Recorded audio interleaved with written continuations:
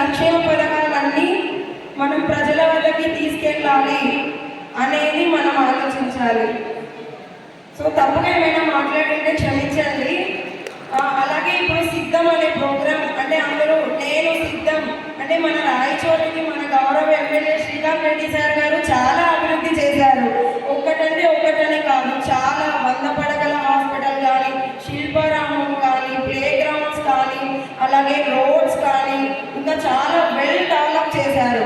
మెయిన్గా మనకి మనకి అన్నమయ్య డిస్ట్రిక్ట్ అనే పేరు తీసుకొచ్చారు మనకి ఎమ్మెల్యే శ్రీకాంత్ రెడ్డి సార్ గారు. Thank you so much sir for giving that